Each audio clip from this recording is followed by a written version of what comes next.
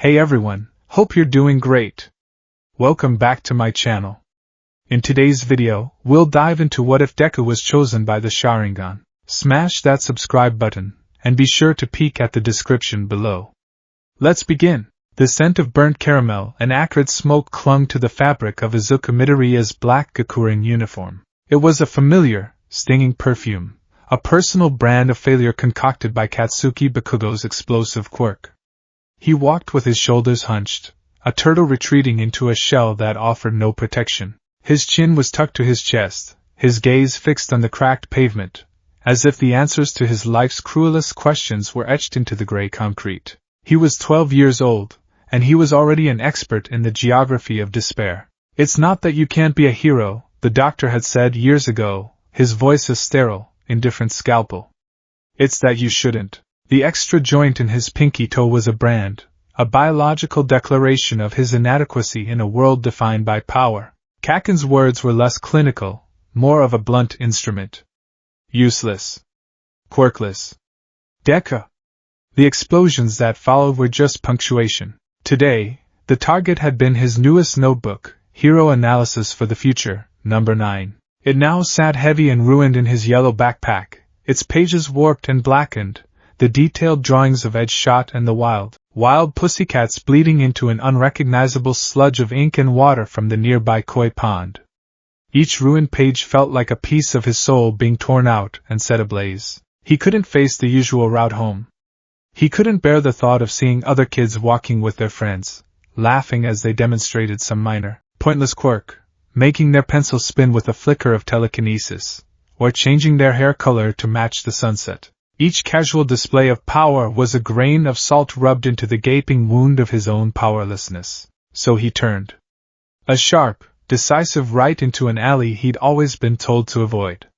The air immediately grew colder, the cheerful sounds of the city fading into a muted hum. The alley opened into the sprawling, skeletal remains of the Muzidafu Coastal Industrial Park, abandoned decades ago when the shipping lanes moved further south. It was a graveyard of ambition, a steel and rust monument to things that were once useful and now were not. Izuku felt a grim kinship with the place. Rust-colored dust swirled in the breeze, tasting of salt and metal. Corrugated steel walls, pockmarked with holes, groaned like dying beasts. Shadows stretched long and distorted from silent, motionless cranes, their arms reaching for a sky they could no longer touch. It was quiet, save for the mournful cry of gulls and the gentle lapping of the nearby bay. He walked deeper, his footsteps the only sound in the suffocating stillness. He was tracing the edge of a collapsed warehouse when a new scent cut through the saline air. It was coppery and cloying, the smell of blood. Izuku froze, every nerve ending screaming. This was no place for a 12-year-old. This was where the stories his mother told him, the ones about villains and dark alleys, came to life. His first instinct was to run. To turn and flee back to the world of bright lights and fake smiles and pretend he hadn't noticed a thing. But then he heard it. A sound so soft it was almost stolen by the wind. A choked, wet gasp. The sound of someone trying, and failing, to breathe. The hero in his heart, the stupid, stubborn, suicidal hero that refused to die no matter how many times the world tried to kill it, took over. He crept forward, his backpack feeling like a lead weight. He rounded a mountain of debris, twisted rebar, shattered concrete, and what looked like the door of a shipping container, warped and blackened as if from an intense, localized heat. And then he saw him. The man was propped against the base of the debris pile, half hidden in the gloom. He was unlike anyone Izuku had ever seen. He was dressed in high-collared, dark blue robes, worn and frayed from travel. A strange, pale armor covered his chest, cracked and scorched in the center. Scattered around him were small, wickedly sharp knives and star-shaped projectiles that glinted dully in the fading light. But it was the wounds that made Izuku's stomach clench. A massive, gaping hole was torn in his abdomen, bleeding sluggishly. His left arm was twisted at an unnatural angle. The left side of his face was a mangled ruin, a hollow, bloody socket where an eye should have been. His other eye, however, was open. And it was impossible. The scara was a shocking, vivid crimson. Embedded in the red was a single, comma-shaped black mark, a tomo, that spun slowly, lazily, like a predator surveying its domain. It wasn't a mutation Izuku had ever seen catalogued. It didn't glow or project light like some emission-type quirks. It just was.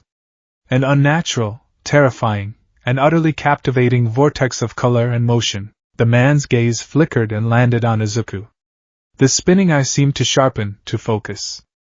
Izuku felt a strange sensation, like being X-rayed and psychoanalyzed all at once. The man saw not just a scared boy in a school uniform, but the frantic, desperate pulse in his neck, the tremor in his hands, the wild, helpless compassion warring with fear in his wide green eyes. "A child?"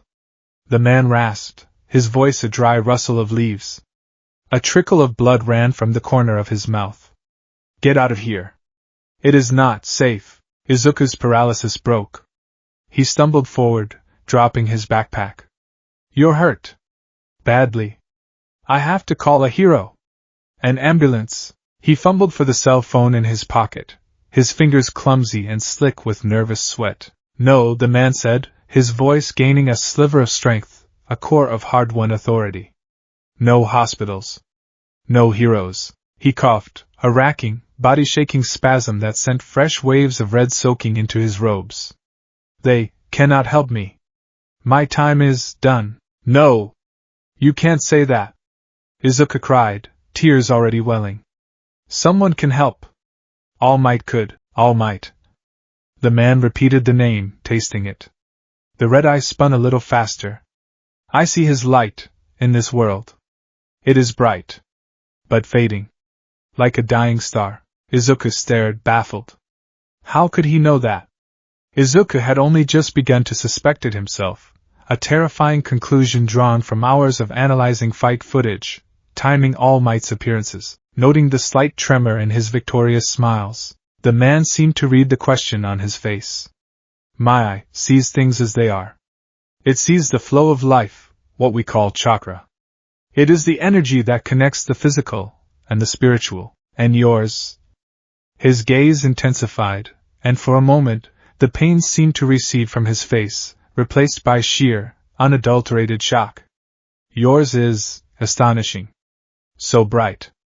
So pure. Untainted by loss, untarnished by the thirst for vengeance. Just a blazing desire to protect. A sun trapped in a cage of powerlessness." Izuku didn't understand half of the words. Chakra? Spiritual energy? But he understood the look in the man's eye. It was the first time anyone had ever looked at him, at his quirkless, useless self, and seen not a deficiency, but a potential. Who are you?" Izuku whispered. "My name is Kenji Uchiha," the man said, his breath hitching. "I am, likely the last. I am from a world that is not this one. A place of shinobi, of endless cycles of hatred. I was caught in a technique, a jutsu that tears through space and time. It brought me here, but it shattered my body in the process. And Uchiha." The name meant nothing to Izuku, but he logged it away with his analyst's brain. Another world. It was the stuff of science fiction, of comic books. Yet, looking at the dying warrior before him, it felt more real than anything else in his life. Kenji's gaze drifted from Izuku's face to the ruined notebook peeking out of his backpack. The red eye zoomed, focusing on the charred cover. "Hero analysis for the future." A faint, bittersweet smile touched the man's lips. "Analysis. Observation. The core of my clan's power." He looked back at Izuku, a desperate, brilliant idea igniting in his crimson eye. "This world has heroes. It has quirks. But it is still a world of conflict. Of loss. Of pain. My bloodline, the Uchiha, possess a great power born from that pain. The Sharingan." He gestured weakly to his own eye. "This eye is a mirror that reflects the heart. It grants the user perception beyond human limits, the ability to see the flow of energy, to copy movement, to even cast illusions. But it comes with a price. A terrible curse." Kenji's face tightened, his expression haunted by ghosts Izuku could not see. "The Sharingan evolves through trauma. Through loss. The deeper the pain, the greater the power. This is the curse of hatred. It has driven my clan to madness, to ruin, turning brothers against brothers, turning saviors into destroyers. For generations, We have drowned in our own power. He leaned forward, his one good hand gripping Izuku's shoulder. The grip was surprisingly strong, wiry and insistent. But you are different. Your heart, it feels lost not as a catalyst for hatred, but as a reason to protect. You grieve for others, not for yourself. You ache with the desire to stand between the world and its pain. Perhaps a soul like yours can break the cycle. A heart of boundless empathy wielding a power born of boundless pain. You could be the one to master the Sharingan without being mastered by it. What are you saying? Izuku stammered, his mind reeling. I am dying, boy, Kenji said, the reality of it stark and absolute. This power, my clan's legacy, will die with me. It will turn to ash, another forgotten story. I cannot let that happen, not when I have found a vessel worthy of its true potential. His gaze was fever-bright, a dying ember flaring into a final, brilliant flame. I will entrust my eye to you, Izuku Midoriya. Izuku recoiled. No! I can't! Listen! Kenji commanded, his voice a whip crack. This is not a request. It is my final act. A gamble on the future of two worlds. It will hurt. You may not understand it for years, but you have the will of a true hero. This I will give you the tools. It will allow you to see the world as it is, to analyze your foes, to predict their movements, to protect those you care for. He pulled Izuku closer, ignoring the boy's terrified struggles. You want to be a hero, don't you? More than anything? This is your chance. It is a darker path than the one you dreamed of, but it is a path. Do you accept this burden? Tears were streaming freely down Izuku's face now. He looked at this dying man from another world, a man who saw hope in him where everyone else saw only emptiness. He thought of his charred notebook, of Kaken's sneering face, of his mother's apologetic sobs, of All Might's shining, impossible example. He was powerless. He was nothing. But this man was offering him something. A power tied to a curse, a gift wrapped in tragedy. In his heart, there was no choice at all. Yes, Izuku whispered, the word barely audible. But the Sharingan saw the resolve behind it. It saw the inferno of determination that had been banked for 12 long years. Kenji nodded, a look of profound relief on his face. Good. Then brace yourself. He placed his blood-slick thumb on Izuku's left eyelid, forcing it shut. His other hand, glowing with a faint, pale blue light that Izuku could somehow perceive even through his eyelid, rested on his own crimson eye. This is a crude field transplant, Kenji murmured, his voice becoming a focused chant. Normally, it requires medical precision. But the Uchiha have always bent the rules of life and death. Forgive me for the pain. Izuku felt a strange energy flood into him, warm and invasive. It felt like stepping into a hot bath, but the water was made of light. He felt the man's hand on his face, but it wasn't just skin on skin. He could feel Kenji's life force, his chakra, linking with his own. He could feel the man's memories, a blizzard of emotions and images, pressing at the edges of his consciousness, the flash of steel, the taste of blood, the face of a laughing brother, the screams of a village on fire, overwhelming love turning into soul-shattering hatred. It was too much. Then came the pain. It was not a cut. It was not a break. It was a violation of reality. He felt a sensation like cold fingers reaching into his skull, behind his eyeball. A deep, pulling, visceral wrongness. His own eye, his familiar green eye, felt like it was dissolving, dematerializing into a stream of shimmering particles of light. He screamed, a raw, piercing sound that was swallowed by the desolate industrial park. The world behind his eyelids, once black, became a swirling nebula of green and gold light, his own life force being displaced. He felt the emptiness, a horrifying, vacant socket that was both physical and spiritual. For a terrifying second, there was nothing. Just a void. Then, the opposite sensation. Something foreign, something ancient and powerful, was being pushed into the void.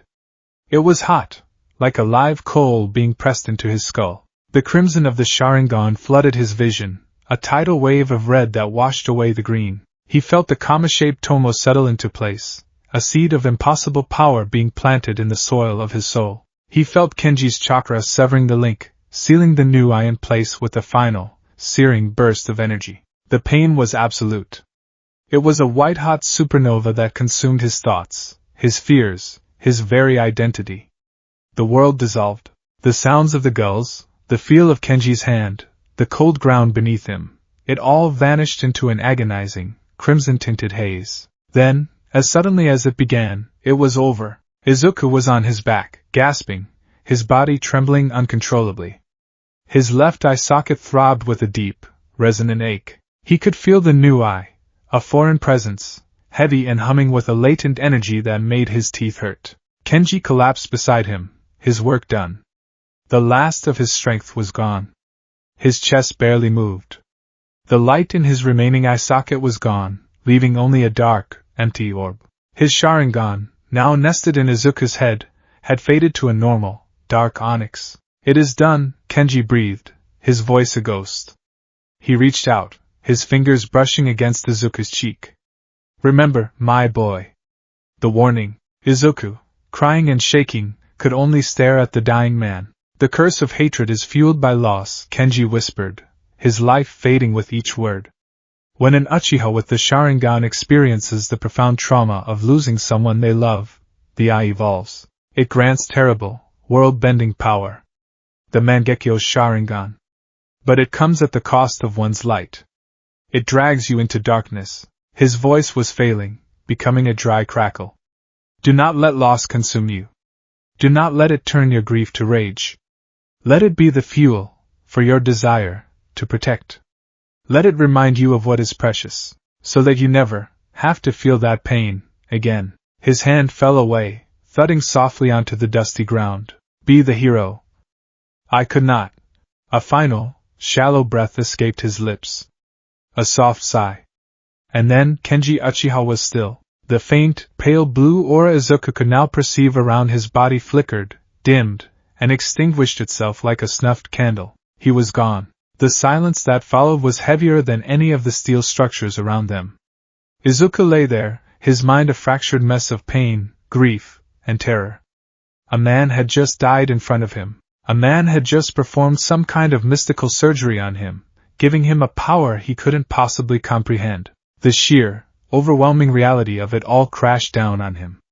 A wave of nausea and shock rolled through him, and his world tilted on its axis. The edges of his vision swam, the red-tinged afterimage of the transplant swirling with the encroaching darkness of the evening sky. His consciousness frayed, and he gratefully, finally, slipped into the welcoming abyss of unconsciousness. When Izuku awoke, it was to a world of deep purples and bruised oranges. The sun had long since set, its final light painting the underside of the clouds. A cold, damp wind swept in from the bay, making him shiver. His school jacket was cold and stiff, and his entire body ached. His first coherent thought was of the pain in his head. The sharp, searing agony had subsided into a dull, persistent, throbbing ache behind his left eye. It felt swollen and tender, as if he'd taken a baseball bat to the face. The second thought was of Kenji. He sat up, his movements stiff and jerky. The man's body was still there, exactly as he'd left it. In the twilight he looked like a fallen statue from a forgotten age. Izuku's heart seized with a fresh wave of grief and fear. It was real. It had all been real. Panic, cold and sharp, sank its teeth into him. He had to get out of there. What if someone found them? What would he say? "A man is dead, and he, gave me his eye." They would think he was a lunatic. Or worse. He scrambled to his feet, snatching up his backpack. He gave the body of Kenji Uchiha one last, sorrowful look. He had no way to bury him, no way to honor his final moments. The only thing he could do was carry his legacy, his burden, forward. "Thank you," he whispered, the words feeling small and inadequate. "I'll try." He turned and ran. He didn't take the alleyway. He crashed through overgrown weeds and scrambled over low, crumbling brick walls, finding a different path back to the civilized world. He ran with a frantic, desperate energy, his mind a whirlwind of confusion. He stumbled back onto a quiet residential street, the warm glow of evening lights from houses a shocking contrast to the cold darkness of the industrial park. He slowed to a walk, trying to compose himself, to look normal. He was acutely aware of his left eye. It felt different. He didn't dare touch it, but he could feel it, a foreign object nestled in his skull. He instinctively raised a hand to cover it, his palm shielding it from the world as if it were a shameful secret. The walk home was a blur. He moved on autopilot, his thoughts still caught in the vortex of the last few hours. A dying shinobi. A mystical eye. A curse of hatred. A promise. He reached his apartment building, his heart hammering against his ribs. His mom. What was he going to tell his mom? He was hours late. He was covered in dust, and his face probably looked like a disaster. He fumbled with his keys, his hand shaking so badly it took him 3 tries to get the key in the lock. He pushed the door open, wincing at the telltale creak. Izuku? Is that you? Inko Midoriya's worried voice came from the kitchen. Oh, thank goodness, I was starting to get so worried. You're hours late, I was about to call. She appeared in the entryway, wiping her hands on her apron. Her words died in her throat as she saw him. He was pale, covered in grime, and clutching the left side of his face like he was gravely injured. Izuku! What happened to you? Are you okay? Was it bullies? Oh, my baby! She rushed forward, her hands fluttering around him, her face a mask of frantic concern. I'm okay, Mom, he said, his voice hoarse. I'm fine. I fell. In the old park by the coast. I wasn't watching where I was going. The lie tasted like ash in his mouth. You fell? Let me see, she said, her hands gently trying to pry his own away from his face. No! He flinched back, a movement so sharp it startled them both. It's fine, really. It just hurts a little. I think I just got some dirt in it. I'm going to go wash up. He didn't wait for her reply. He fled down the short hallway to the bathroom, shutting the door and locking it behind him. He leaned his back against the wood, his breathing shallow and rapid. He could hear his mom's worried footsteps pacing outside. He was safe, for the moment. But the real test was yet to come. His heart thrummed a panicked rhythm against his ribs. He was terrified of what he would see. He felt like a different person, a stranger in his own skin. The boy who had walked into that industrial park was gone, left behind with a dead man and a forgotten legacy. Slowly, hesitantly, he turned to face the mirror. For a moment, he just stared at his familiar reflection. Freckled cheeks, a mop of unruly green-black hair, wide, fearful green eyes. It was him. Just him. His hand, white-knuckled, was still clamped over his left eye. This was it. His fingers trembled as he slowly, so slowly, pulled his hand away. He held his breath. His right eye was the same as it had always been. A vibrant, expressive green, currently wide with terror. But his left eye, it was no longer green. The iris was a deep, shocking, impossible crimson. It was the color of blood, the color of a dying sunset, the color of a ruby held up to a flame. It was Kenji's eye, and suspended in the sea of red, spinning with a slow, hypnotic grace, was a single, perfect black tomo. Izuku stared, his breath catching in his throat. The world seemed to tilt. The tomo spun, a tiny vortex threatening to pull him in. It was horrifying. It was monstrous.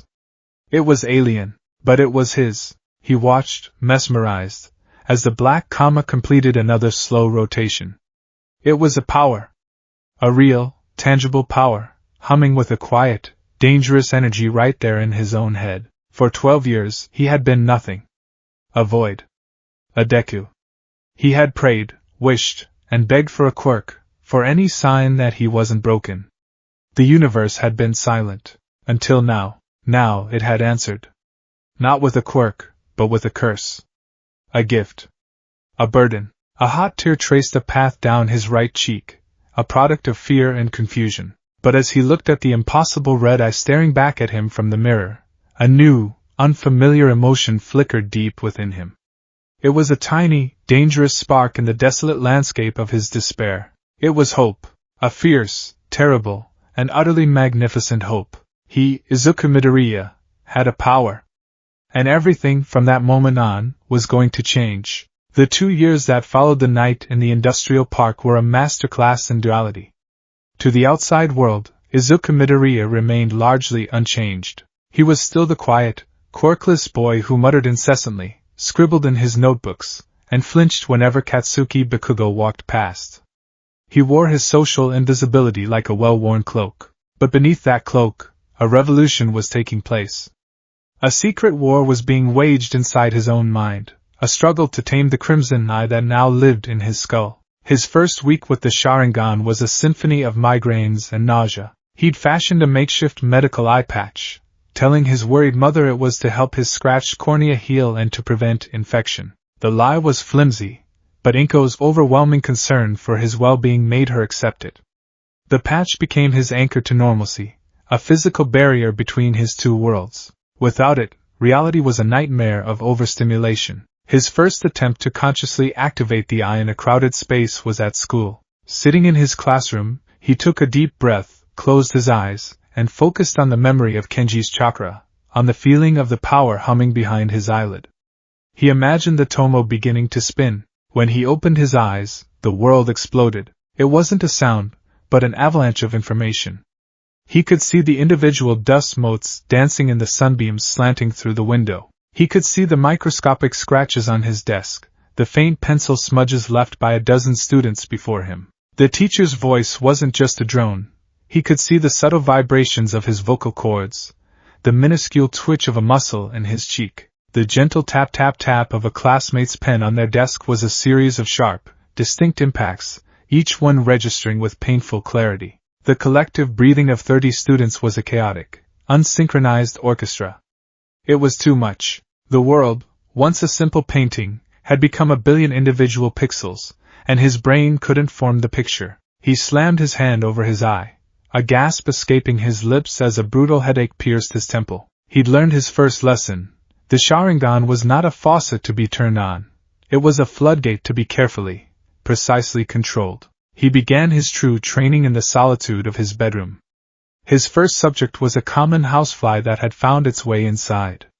Initially, the fly was just a maddening, unpredictable black blur. He'd activate his Sharingan, and its erratic movements would still be too fast, the sheer data of its trajectory overwhelming. But he persisted. Night after night, he would sit on his floor, the All Might posters on his wall his silent audience, and just watch. He learned to filter the noise. He focused only on the fly, letting the rest of the world fade into a soft, peripheral blur. Slowly, painstakingly, the world began to bend to his will. The blur of the fly's path resolved into a discernible line. Then, the line became a series of distinct points. After a month of agonizing focus, he finally saw it. The world slowed to a crawl, and for a breathtaking instant, he could see the individual beats of the fly's translucent wings, shimmering in the light of his desk lamp. He could see the world from its perspective, a landscape of looming obstacles to be navigated. He could predict its every turn, its every dip and swerve, a fraction of a second before it happened. He let out a shaky breath, a wide, triumphant grin spreading across his face. He hadn't just seen it, he had understood it. This newfound perception began to bleed into his daily life, most notably in his interactions with Bakugo. The bullying didn't stop, but its effectiveness plummeted. An arm shooting out to shove him into a locker was no longer a surprise attack. In the sliver of a second it took for Bakugo's muscles to tense, Izuku's Sharingan would flare to life behind his patch. The world would dip into slow motion, and he'd see the attack unfold like a diagram in a textbook. He wasn't fast enough or strong enough to counter, but he could shift his weight, turning a hard slam into a glancing blow. A random explosion aimed at his feet would be preceded by the telltale flicker of sparks in Bakugo's palm, the subtle shift in his stance. Izuku would take a half step to the side, the blast catching only the heel of his shoe instead of his entire leg. To Izuku, it was a desperate, calculated act of survival. To Bakugo, it was maddening. "How are you doing that?" Bakugo would snarl, his crimson eyes narrowed in suspicion, smoke curling from his palms. "It's like you have eyes in the back of your head, you damn nerd." Izuku would just stammer and apologize, playing the part of the clumsy victim who got lucky. But inside, a quiet confidence was taking root. He wasn't just reacting anymore. He was anticipating. For the first time in his life, he felt like he was a step ahead of his tormentor, not a lifetime behind. His second discovery came from his most beloved pastime. Hero Analysis. One evening, about a year into his training, he was watching a live news report of a villain fight. He activated his Sharingan, not to see the fight in slow motion, but simply to observe, to gather data. And he saw something new. It was like a faint, colored heat haze around every person. A gentle, flickering blue around the civilians. A more intense, agitated orange around the villain. A steady, powerful gold around the hero, empty lady. It wasn't a quirk, it was something more fundamental. He remembered Kenji's word, chakra. Life energy. He started calling it bioenergy, or aura in his notebooks. He started sketching people not just by their costumes and quirks, but by the shape and color of their auras. His mother's was a warm, gentle sea of green and yellow, enveloping and kind. Bakugo's was a violent, crackling bonfire of orange and red, spitting embers of rage. His teachers were mostly calm, steady blues and grays. This new layer of analysis led him to a terrifying, secret discovery. He was rewatching old footage of All Might's debut, marveling at the sheer, blinding brilliance of his aura. It was a sun, a literal star of golden white energy, so bright it was almost painful to look at even on a screen. It was the aura of a god. Then, he cross-referenced it with recent news footage from a villain takedown just a few days prior. The fight was over quickly, and the camera crews caught All Might giving a thumbs up before leaping away. For a split second, just as he landed in a back alley out of public view, the camera caught his silhouette. A puff of smoke. And then, a different shape. A skeletal, gaunt figure leaning against the wall. The news anchor dismissed it as a trick of the light, but Izuku rewound the footage, his heart pounding. He activated his Sharingan and focused on the figure in the alley. The aura was a wreck. The brilliant sun was gone, replaced by a flickering, sputtering ember, a core of brilliant gold being eaten away at the edges by a creeping, shadowy sickness. It was like a dying supernova, collapsing in on itself. The connection was instant and horrifying. All Might, the symbol of peace, the unshakable pillar of their society, was wounded. He was fading. Izuku slammed his laptop shut, his hands trembling. It wasn't a theory anymore.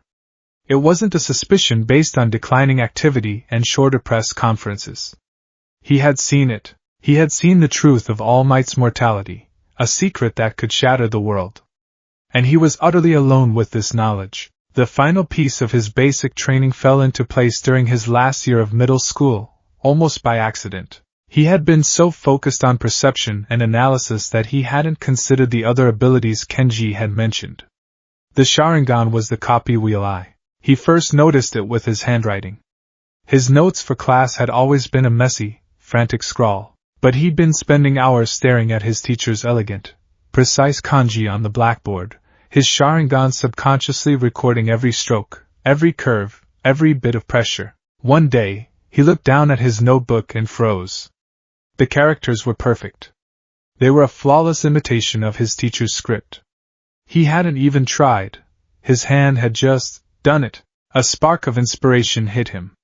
He pulled up his favorite video, a clip of the martial artist hero, fourth kind, demonstrating a series of self-defense forms.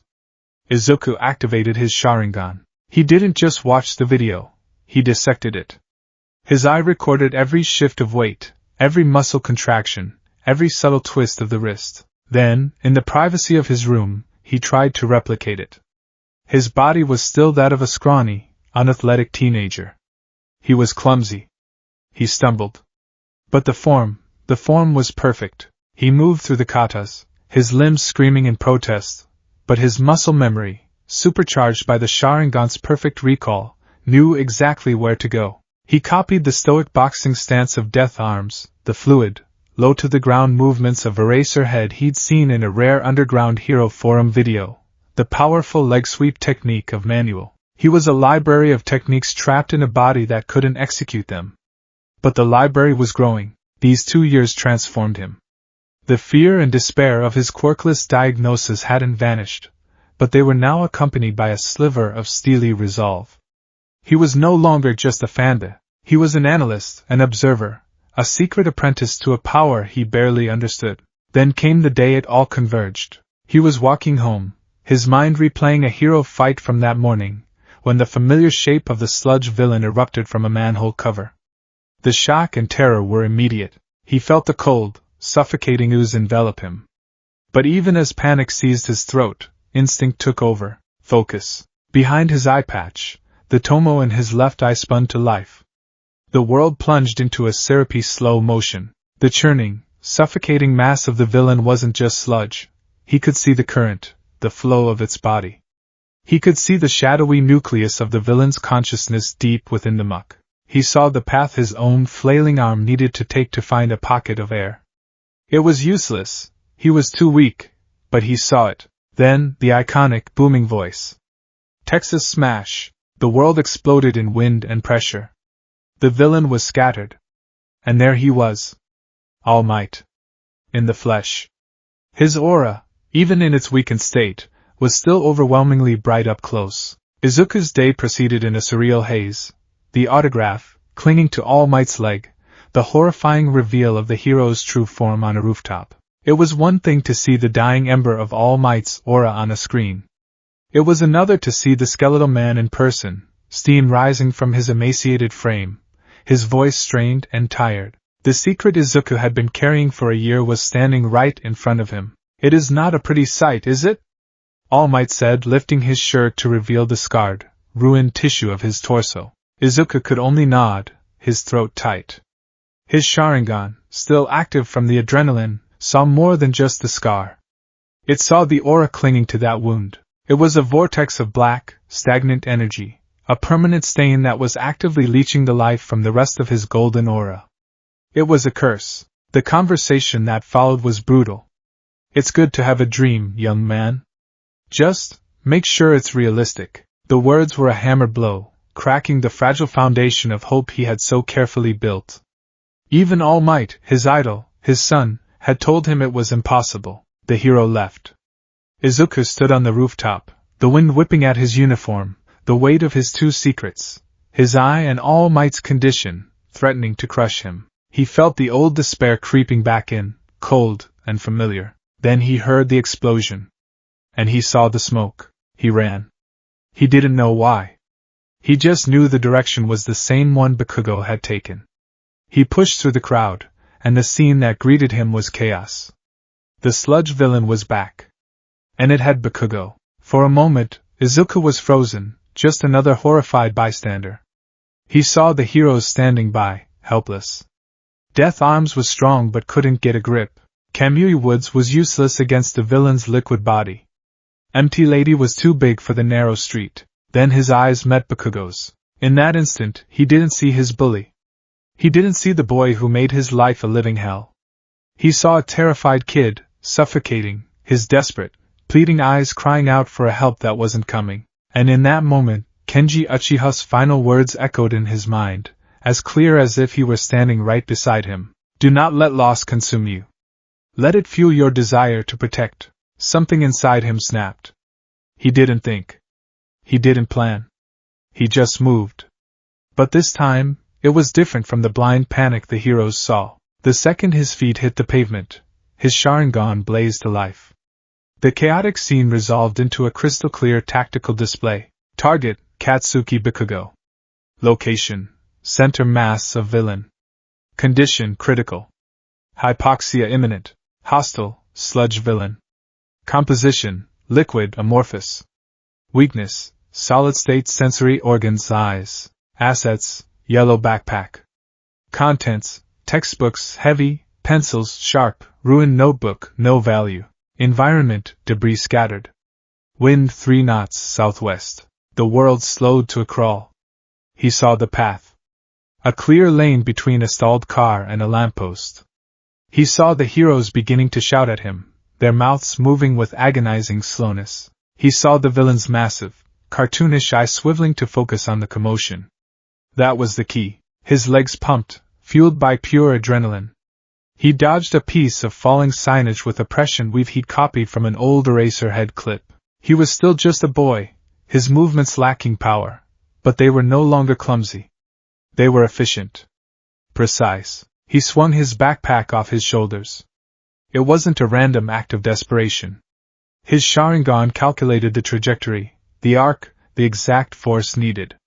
He wasn't aiming for the villain, he was aiming for the eye. He threw. The heavy backpack flew through the air, spinning like a discus. It struck the villain's giant, gelatinous eyeball with a wet thwomp. It wasn't enough to injure it, but it was a shock. A distraction. The villain roared, flinching, its grip on Bakugo loosening for a fraction of a second. That was all Izuku needed. He was already there, clawing at the sludge, his fingers finding no purchase. It was still hopeless. He was still powerless. But he had bought Bakugo a single, precious gasp of air. He had created an opening. You! What are you doing here? Bakugo choked out, his voice a mix of fury and terror. I don't know! Izuku cried, tears streaming down his face, his body moving on an instinct his mind couldn't comprehend. My legs, they just started moving. You looked like you were asking for help. The rest was a blur. All Might's reappearance. The thunderous Detroit smash. The sudden change in weather. The press. The scolding from the heroes. The praise for Bakugo's powerful quirk and tenacity. Izuku was walking away, his head down, the weight of his failure pressing on him, when the voice cut through the evening air. I am here! All Might skidded to a halt before him. And in a puff of smoke, the symbol of peace was gone, replaced by the skeletal man, Toshinori Yagi. Young man, Toshinori began, I came to thank you, and to revise what I said earlier. He spoke of how Izuku's reckless, selfless act had spurred him to move, how top heroes all have stories of their bodies moving before they could think. You, more than anyone else in that crowd, you acted like a hero. Izuku stood, stunned, tears welling in his eyes. But this time, something was different.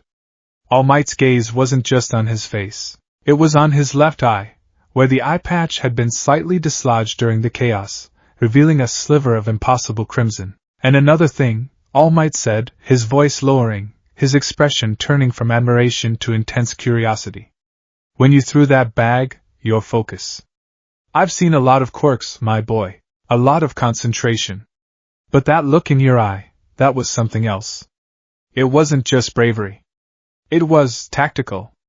Calculated. That wasn't just a lucky shot, was it? Izuku's blood ran cold. He had been seen. The secret he had guarded so carefully for 2 years had been glimpsed by the one person he admired most in the world. He couldn't lie. Not to him. Not now. All Might continued, his voice soft but insistent. You told me you were quirkless. And I believe you. The registry is thorough. But I also believe my own eyes. So tell me, young man. What is your story? This was it. The moment of truth. He could lie, retreat back into the shadows. Or he could trust. He could take the biggest gamble of his life. He looked at the hero before him, at the man who had just admitted his own terrible vulnerability, and made his choice. Can a person without a quirk become a hero? Izuku asked, his voice trembling, repeating his earlier, desperate question. Yes, All Might said, and this time, there was no hesitation. His voice was iron. You have shown me that today, and then, All Might said the words that would change the universe. You are worthy to inherit my power. He explained everything. The sacred torch. The quirk passed from user to user, a crystallization of power. One for all. Izuku wept. He fell to his knees, overwhelmed by the sheer magnitude of the offer.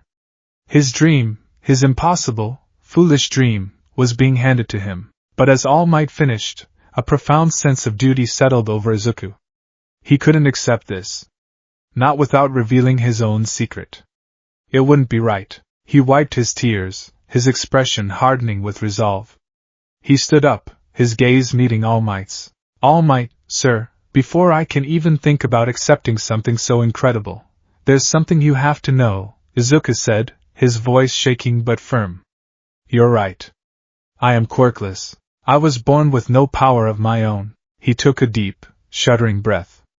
But I'm not powerless. His hand, trembling, rose to his face. He untied the knot of his eye patch and slowly pulled it away. He looked up, revealing his left eye to the greatest hero in the world. The evening light caught the crimson iris, making it glow like a hot coal. The single black tomo, which had been spinning wildly during the villain fight, had settled into a slow, steady, observant rotation. All Might stared, his jaw slack. He had seen quirks that altered the eyes. But this felt different. It felt ancient. It radiated a quiet, intense pressure, an analytical energy that was completely alien. It wasn't a biological anomaly. It felt like a sentient thing, looking right back at him, dissecting him. A few years ago, Izuku began, his voice low, I met a man. He was dying. He said he was from another world. He told me his eyes held a great power, but also a great curse. He saw something in me, something he thought could overcome that curse. He looked down, unable to meet All Might's gaze. He gave it to me. His eye. As he died, he put his eye in my head. I don't fully understand it. It lets me see things, in slow motion. It lets me see people's life energy. It helps me analyze and copy movements. He called it the Sharingan. He braced himself for the reaction. Disbelief. Revulsion. Accusations of insanity. Instead, there was a long, heavy silence. Izuku finally dared to look up. All Might, Tashinori, wasn't looking at him with fear or disgust. He was looking at him with a profound, thoughtful awe. Tashinori finally spoke, his voice hushed. One for all is not a natural quirk. It is a power that is cultivated, passed from one person to another, a torch lighting the way through the darkness. He looked from Izuku's normal green eye to the impossible crimson one, and a slow smile spread across his tired face. It was a smile of pure, unadulterated excitement. You told me your power was not a quirk, but a gift, Tashinori said, his voice filled with a newfound energy. A power that is passed from one person to another, a legacy given in a moment of desperation and hope. He placed a firm, reassuring hand on Izuku's shoulder. Young Midoriya, he boomed, a hint of All Might's iconic voice returning. It seems we have far more in common than I ever could have imagined. A boy with a passed-down power in his soul, and a passed-down power in his eye. He grinned, his teeth catching the last light of day. This doesn't disqualify you. It makes you the most perfect candidate I could have ever dreamed of. The journey ahead will be harder than you can imagine, but together, we will teach you how to master them both. For the first time in 2 years, Izuku didn't feel the weight of his secrets. He felt the dawn of a new beginning. He had a mentor. He had a goal, and he had 2 impossible powers, ready to be forged into something the world had never seen before. The next 10 months were a brutal, beautiful, and utterly transformative crucible. Izuku's life was sheared into 2 distinct halves. By day, he was Izuku Midoriya, middle school student, navigating the final, tedious months before high school entrance exams, enduring Bakugo's simmering resentment, and his classmates' continued indifference. But before the sun rose and long after it set, he was the secret apprentice of All Might, and the inheritor of 2 world-altering legacies. Their training ground was the infamous Dagoba Municipal Beach Park. It had once been a beautiful stretch of coastline, but years of illegal dumping had turned it into a mountainous trash heap, an automotive graveyard lapped by polluted waves. It was a monument to societal neglect, a festering wound on the edge of the city. This, All Might declared on their first morning, gesturing to the landscape of rusted cars, broken appliances, and mountains of discarded plastic, is your gym. And your community service. He unveiled the aim to pass, American Dream Plan, a hellish training regimen designed to turn Izuku's atrophied, scrawny body into a vessel capable of containing the supernova that was one for all.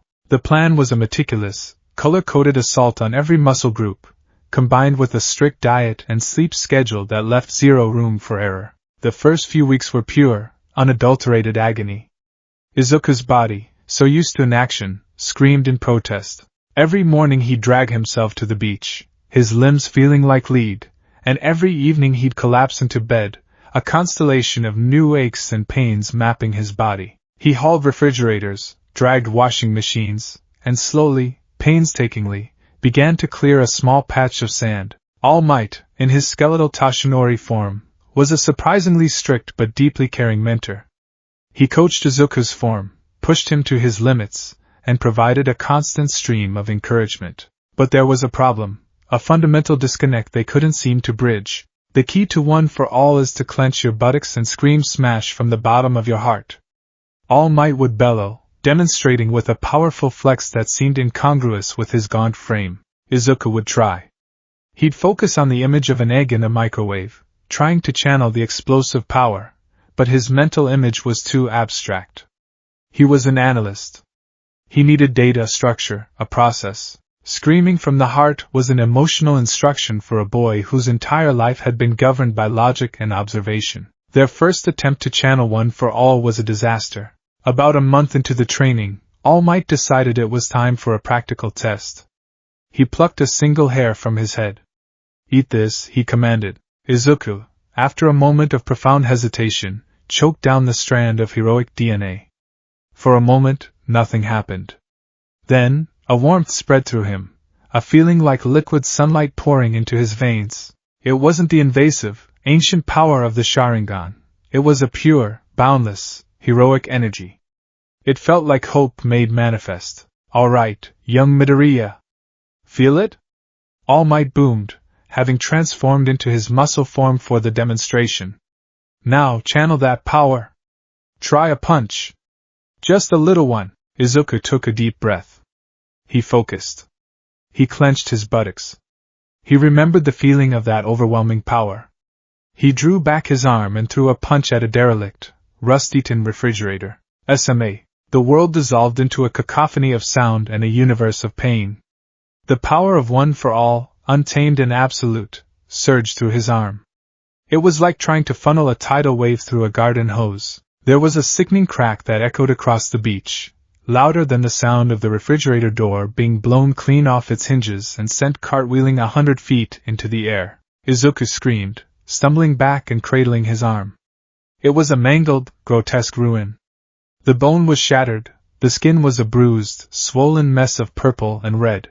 The pain was blinding, a white-hot agony that made the Sharingan transplant feel like a distant memory. All Might instantly deflated back into Toshinori, his face a mask of horror and guilt. "I'm so sorry, my boy. I should have known. Your body is willing, but it has no experience handling a quirk. The power is too much for it to regulate." They rushed to a private doctor Toshinori knew, one who could be trusted with their secrets. The diagnosis was grim. A complex fracture, severe muscle and ligament tears. He was lucky he hadn't blown his arm off entirely. The recovery would take weeks, precious time they couldn't afford to lose. During those weeks of recuperation, a dark cloud of doubt settled over Izuku. His body healed, thanks to a combination of modern medicine and his own accelerated healing from the latent power of OFA. But his spirit was bruised. What if he could never control it? What if his body was fundamentally incompatible, a flawed vessel for this sacred power?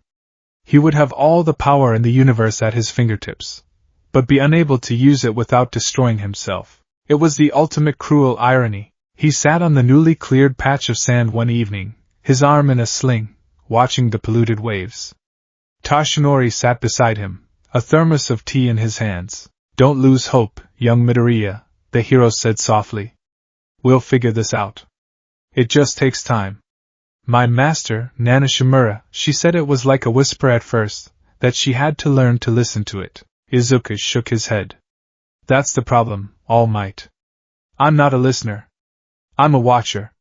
An analyzer." He gestured to his left eye, which was covered by his now permanent eye patch.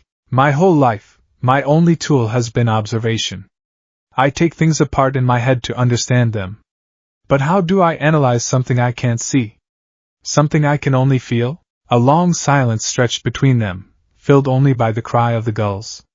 Izuku's words hung in the air.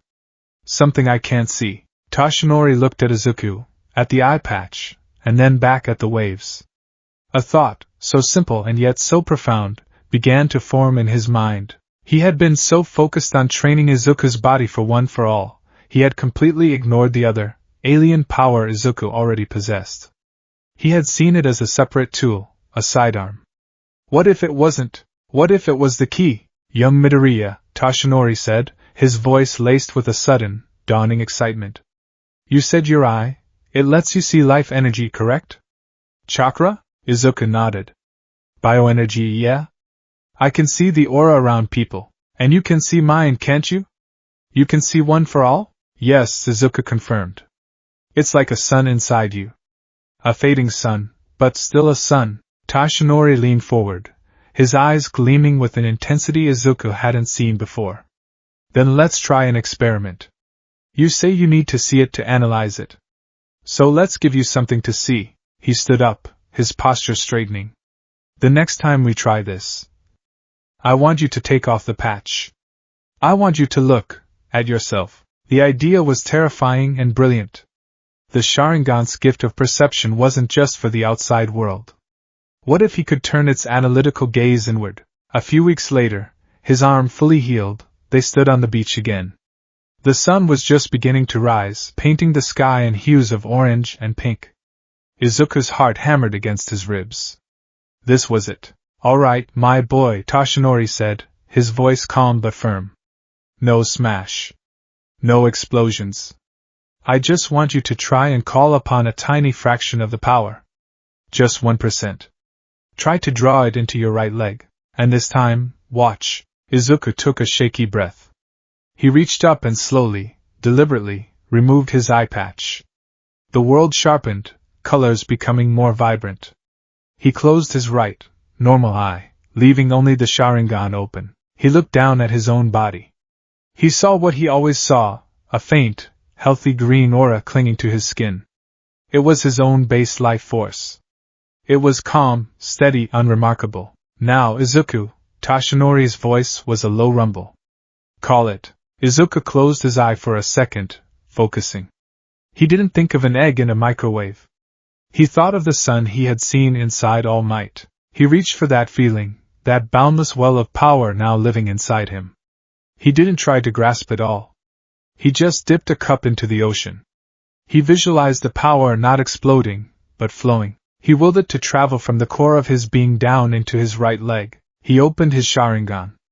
And he saw it. It was breathtaking. A torrent of brilliant, golden-white energy, shot through with veins of electric blue and crackles of furious red, erupted from his center. It was wild, chaotic, and utterly magnificent. It surged down his leg, a raging river threatening to burst its banks.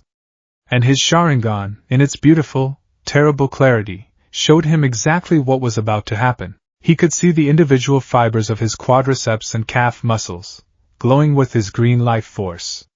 And he could see the golden torrent of one for all crashing against them. He saw, in excruciating slow motion, the muscle fibers beginning to stretch, to thin, to fray.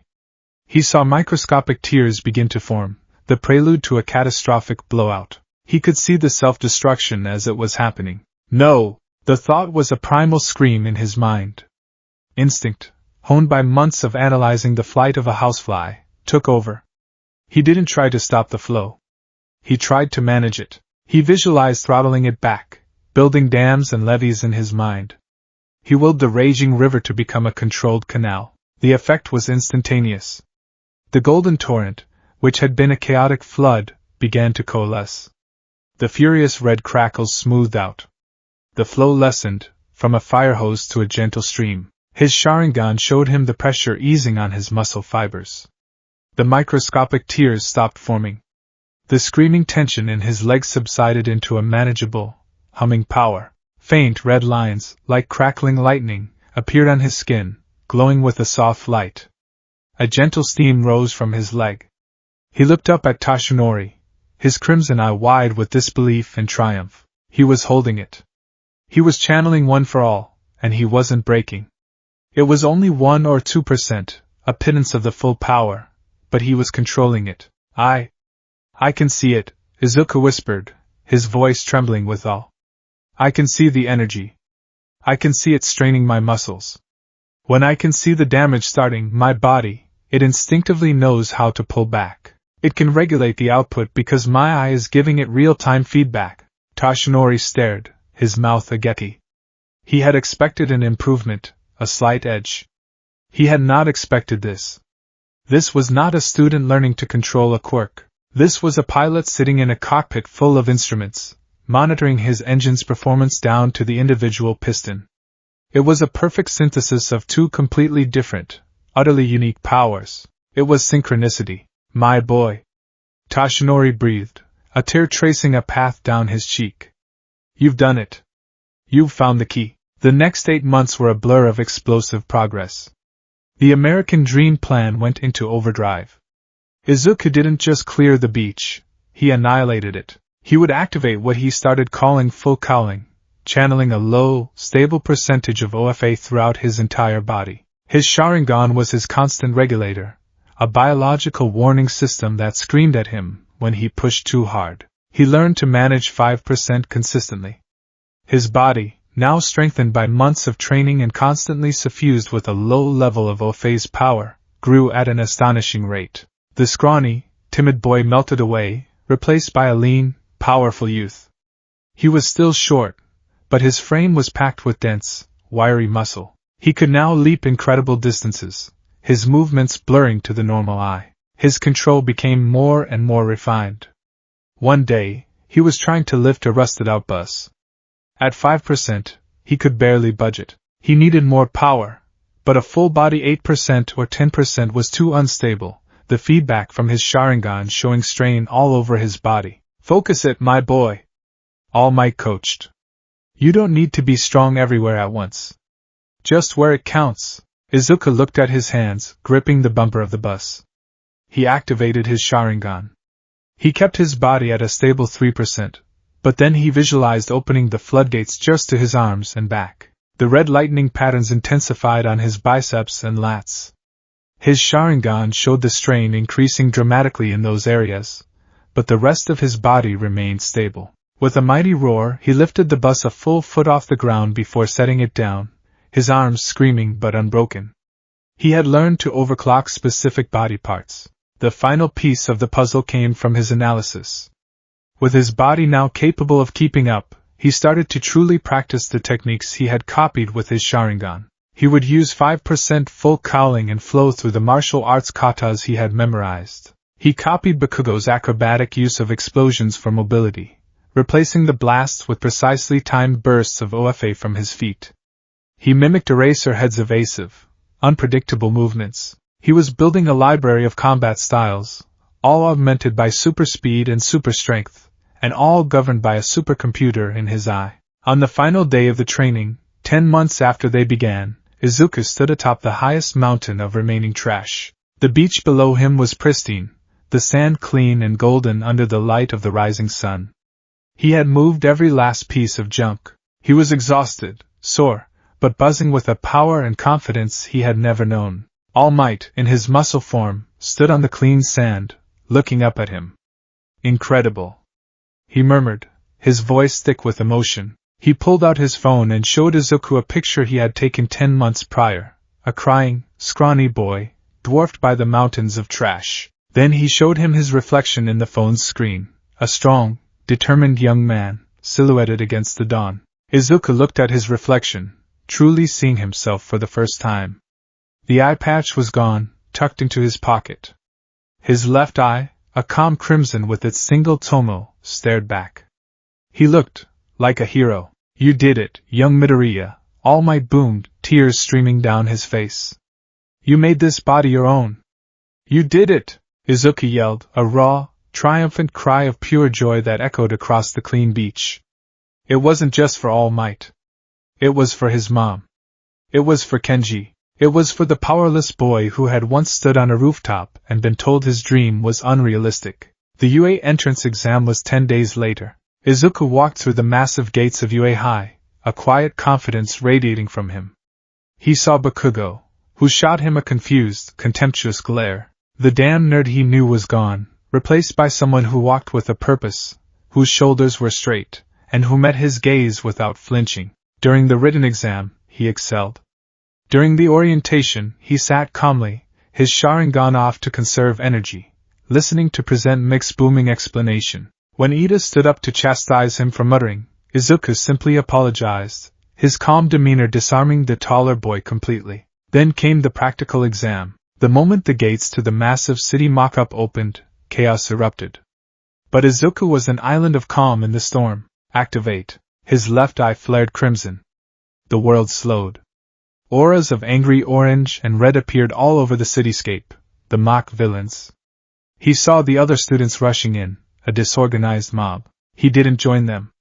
He took a deep breath, and red lightning crackled to life around his body. One for all, full cowling. 5%. He became a green and red blur. He wasn't running wildly. His Sharingan identified the optimal path, a route through back alleys that led to a dense cluster of villains, untouched by the initial wave of students. He moved with a supernatural grace, leaping over cars, running up the sides of buildings for a few steps, his every movement a perfect copy of some parkour artist he'd once analyzed online. He came upon his first target, a one-pointer. In the past, this would have been an insurmountable obstacle.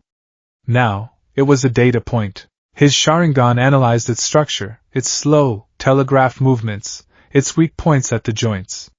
He didn't need a 100% smash. He flowed around its clumsy punch, leaped into the air, and delivered a precise, 8% overclocked axe kick to the robot's neck.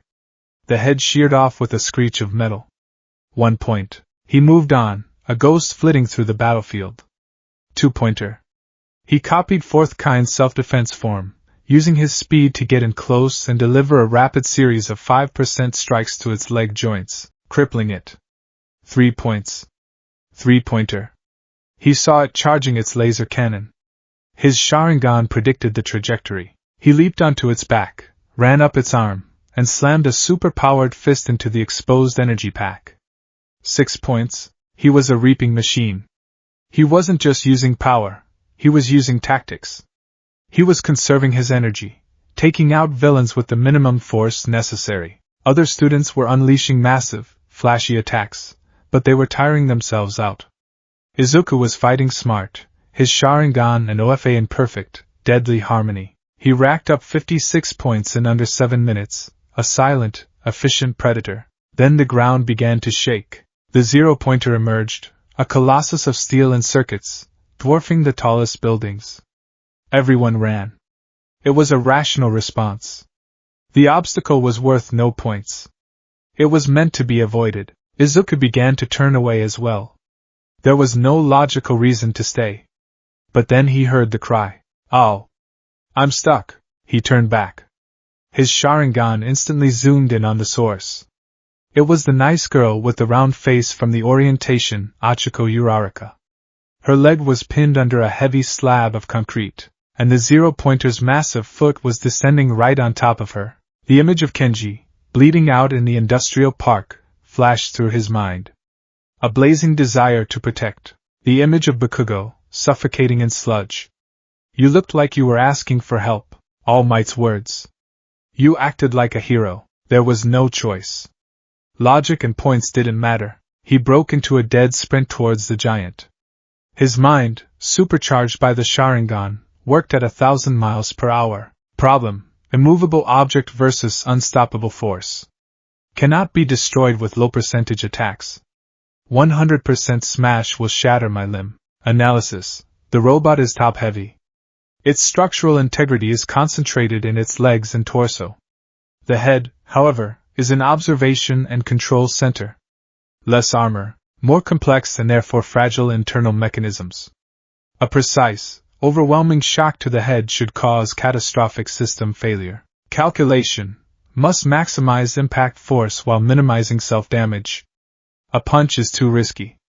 The shockwave could travel back up my entire arm, but if I use my entire body as the projectile and my legs to launch, I can channel the 100% for a fraction of a second. It was an insane, suicidal plan. But it was a plan. He crouched low, pouring every ounce of one for all into his legs. The red lightning around him became a furious storm. The ground beneath his feet cracked. He could see with his Sharingan the muscles in his legs screaming, threatening to tear themselves apart. He looked up at the 0-pointer's head, high above. His Sharingan painted a target on a specific panel just below the robot's glowing red eye. A primary processor junction, he guessed. "Goodbye, legs," he muttered, and then he launched himself into the air. He wasn't just flying.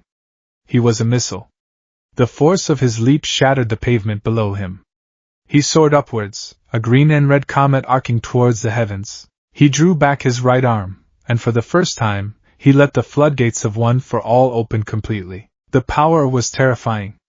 It was the sun, the ocean, the weight of the entire world, surging into one limb. His Sharingan screamed at him, showing his arm's structure dissolving into pure, agonizing light. He didn't aim for the center of the face. He aimed for the panel he had targeted. Precision in the face of annihilation. Smash! The impact was apocalyptic. His fist, glowing with an impossible power, connected with the zero-pointer's head. The metal didn't just dent. It imploded. A shockwave of pure force erupted from the point of impact, blowing the robot's entire head into a million pieces. The colossal body, its systems fried, froze for a moment before crashing backward, away from Uraraka. But the price was immediate and devastating. The moment his fist connected, the untamed power of OFA wrecked his body. He felt his arm shatter into a dozen pieces. The force traveled up his shoulder and down his spine, and as he began his helpless plummet back to earth, he felt both of his legs break with a sickening, audible snap from the sheer stress of the launch. The pain was a physical entity, a monster that swallowed him whole. He was falling, a broken puppet, his consciousness flickering. He saw the ground rushing up to meet him. This was it. He had saved her, but he had killed himself. Then, a new sensation. A light tap on his cheek. And the horrifying feeling of gravity simply ceasing to exist. He was floating, his fall arrested just a few feet from the ground. He looked over, his vision swimming. It was the girl, Uraraka. One hand was pressed against a piece of rubble to steady herself, the other was outstretched towards him, her face pale. She had used her quirk to save him. Then she turned away and threw up. The buzzer sounded, signaling the end of the exam. Izuku lay on the broken ground, a broken boy surrounded by broken robots. His right arm was a mangled purple stick. Both of his legs were bent at impossible angles. But he was alive, and through the haze of agony, as Recovery Girl rushed onto the scene, a single thought burned bright in his mind. He hadn't just used power. He had used his Sharingan to analyze, to calculate, to turn a suicidal 100% smash into a precise, targeted strike. He had minimized the damage, as much as that was possible. An arm and 2 legs, not his entire body. It was a victory. He had passed the test. And he had proven, to himself and to the ghost of a man from another world, that the eye of the Uchiha and the heart of a hero could work as one. The acceptance letter from Yue arrived a week later. It wasn't a sterile piece of paper, but a small holographic projector that flickered to life on his desk, bathing his all-might plastered bedroom in a heroic glow. The symbol of peace himself appeared, booming with pride, announcing Izuku's score. 56 villain points. A solid, impressive number. But then came the twist. But that's not all. All Might's projection declared. The practical exam wasn't just about smashing robots. A true hero risks their life to save others. For your act of ultimate self-sacrifice, you have been awarded 60 rescue points. 60. Rescue points. The number was staggering. Combined with his villain points, it put him at the very top of the applicant pool, surpassing even Bakugo. Izuku sat stunned, the projector's light reflecting in his wide, tear-filled eyes. He hadn't just passed. He had soared. He was going to UA. The dream he had nurtured in the face of a million impossibilities was finally, tangibly real. His mother wept with joy behind him, her cries a mixture of pride and relief that was the sweetest sound he had ever heard. The intervening weeks were a blur of preparation and quiet, intense anticipation. Toshinori, in his capacity as mentor, congratulated him profusely but also gave him a stark warning. Your performance was heroic, my boy, but reckless. We broke your body to build it anew, not so you could break it again on day one. Control must be your mantra. Your Sharingan is the key. Never forget that. Izuku took the words to heart. His sessions with Recovery Girl had been a painful reminder of the price of one for all's untamed power. The feeling of his bones knitting back together, the draining exhaustion that followed. It was not an experience he was eager to repeat. The morning of his first day at UA, Izuku stood before his mirror, clad in the crisp gray uniform. He looked different. The past 10 months had chiseled away the soft, round features of his childhood, replacing them with the leaner, more defined lines of an athlete. There was a new stillness in his posture, a quiet confidence that hadn't existed before. He had decided against wearing the eye patch. It had been a necessary shield in middle school, a way to hide and control his power. But Yui was a new world. A world of quirks and power. While he wouldn't advertise the Sharingan's origins, hiding it felt like a half-measure, a lie of omission.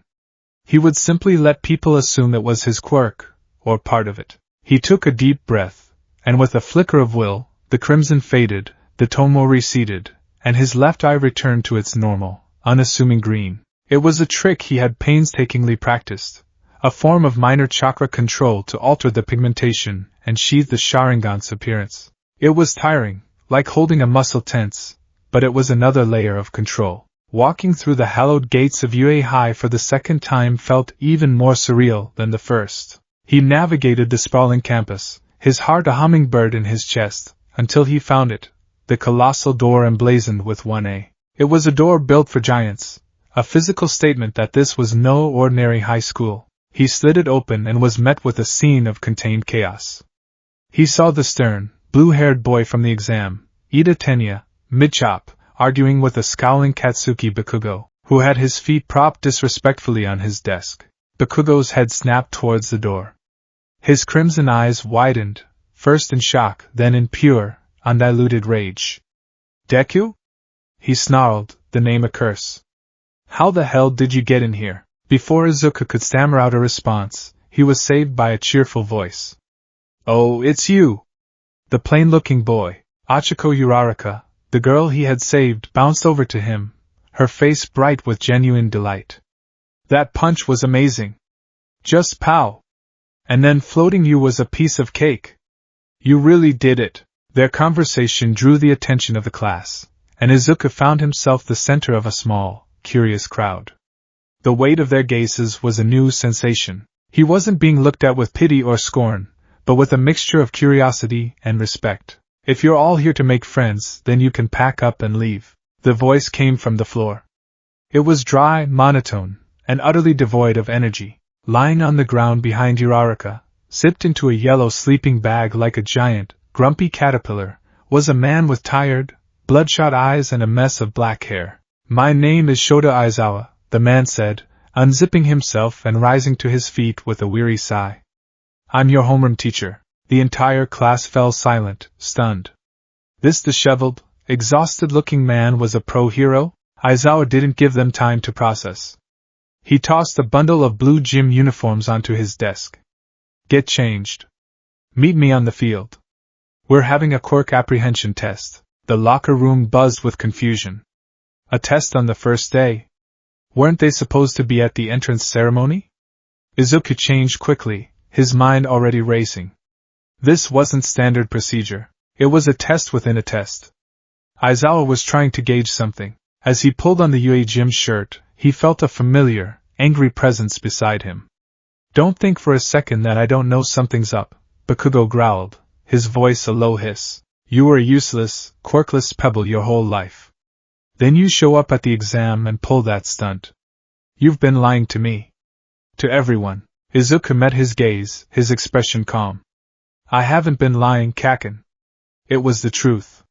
He was quirkless. The Sharingan, and one for all, were not his by birth. Liar! Bakugo snarled, a small, frustrated explosion popping in his palm. I'm going to find out what your deal is, Deku. And then I'm going to crush you. Izuku simply turned and walked out, leaving Bakugo fuming in his wake. The confrontation was inevitable, but it would be on his terms. On the training field, Aizawa explained the premise. 8 fitness tests, a 50-meter dash, grip strength, long jump, and so on, that they had all done in middle school, but this time, they were allowed to use their quirks. Bakugo, Aizawa said, his voice flat. You got the highest score on the practical exam's combat portion. What was your best softball throw in middle school? 67 meters, Bakugo grunted. Try it with your quirk. Bakugo stepped into the circle, a wicked grin spreading across his face. He wound up, and with a tremendous, roaring explosion, launched the ball into the stratosphere. Die! He screamed, because of course he did. The ball sailed through the air, a tiny speck against the blue sky. Aizawa's phone beeped. He held it up for the class to see. 705.2 meters. The class erupted in cheers. This looks fun, someone shouted. Aizawa's expression soured. Fun? He said, his voice dropping, a sudden chill creeping into the air. You think this is fun? You have 3 years here to become a hero. You think it's all going to be games and fun? Unacceptable. His eyes glowed a faint red, his hair levitating around his head as if underwater. The cheerful atmosphere evaporated, replaced by a suffocating pressure. The student who scores last in total points, Aizawa declared, a predatory smile gracing his lips, will be judged as having no potential, and will be expelled immediately. Panic ripped through the class. Expelled? On the first day? But Izuku saw it for what it was. A logical ruse. A crucible designed to force them to go all out, to show their true potential under pressure. He looked at Aizawa, and for the first time, decided to take a closer look. He subtly activated his Sharingan. The world sharpened. He saw the fine lines of exhaustion around Aizawa's eyes, the faint tension in his jaw. And he saw his aura. It was a deep, muted purple, calm and steady, but with an undercurrent of razor-sharp focus. It was the aura of a predator at rest. He also noticed something else. The aura was concentrated, almost pulsating, around Aizawa's eyes. It was clear his power was tied directly to his vision. The tests began. The 50-meter dash. Ida used his engines to clear it in 3.04 seconds. Azuitsu used her frog-like leaps. Uraraka made her shoes and clothes weightless. Izuku took his position. He closed his normal eye, letting his Sharingan take over. He didn't need a huge burst of power. He just needed to be efficient. Full cowling, 5%. The red lightning crackled to life. As the starting gun fired, he exploded off the blocks. His movements were a blur, his feet barely seeming to touch the ground. He crossed the line in 4.13 seconds. It wasn't the best time, but it was solid, and more importantly, it was controlled. He hadn't used a smash. He had just been fast. The other students stared, whispering. His quirk was super speed, or was it super strength? The ambiguity was a tool in itself. He moved through the other tests with similar results. Grip strength. He overclocked his hand to 8% for a split second, registering a respectable score before the machine could break. Long jump. A controlled 5% leap cleared the sandbox entirely. He was consistently placing in the middle of the pack, demonstrating high-level ability without revealing the true, explosive nature of One for All. All the while, he felt Aizawa's gaze on him. It was heavy, analytical. Izuku knew his file. It would have been flagged, quirkless until the day of the entrance exam, where he suddenly manifested a catastrophic strength quirk that shattered his body. Now, here he was, using that same power with a level of control and precision that should have been impossible for a novice. The story didn't add up. Midoriya Izuku was a paradox, a living contradiction, and Shota Aizawa hated paradoxes. Finally, they came to the last test, the softball throw. One by one, the students went up. Uraraka, touching the ball, scored an infinity. The others used their quirks to varying degrees of success. Then, it was Izuku's turn. He stepped into the circle, the ball feeling heavy in his hand. This was the moment of truth. All the other tests could be finessed with low percentage full cowling, but this was a test of raw, explosive output. How could he get a hero-worthy score without a 100% smash? He could overclock his arm to 20% or 30%. It would hurt like hell, probably cause severe tearing and fractures, but it wouldn't be a complete shatter. It was a viable, if painful, option. He took a deep breath, preparing himself for the agony. He focused, drawing on One for All. He felt the familiar, immense power welling up inside him. He channeled it into his arm, pushing past the 5% barrier, past 10%, past 15%. Red lightning crackled violently around his limb. He was about to throw when a sudden, jarring sensation washed over him. It was like a switch being flipped off in his soul. The brilliant, sun-like power of One for All vanished. It was just gone. The red lightning sputtered and died. The feeling of boundless strength was replaced by the familiar, powerless state of his own body. He stumbled, the sudden absence of power throwing him off balance. He looked up. Aizawa was standing at the edge of the circle, his hair levitating, his eyes glowing a malevolent red. The long, gray scarf around his neck had unwound, writhing like serpents. "I erased your quirk," Aizawa stated, his voice a low growl. "From your records, it seems you can't control it. You're trying to incapacitate yourself again, aren't you? Do you intend to force someone to save you every time you show off?" The accusation stung. But Izuku's mind was racing past the insult, fixated on what had just happened. Aizawa's quirk. Erasure. It negated other quirks. Izuku had felt it. The power of OFA had been completely suppressed. But as he looked at Aizawa, he realized something profound. His Sharingan was still active.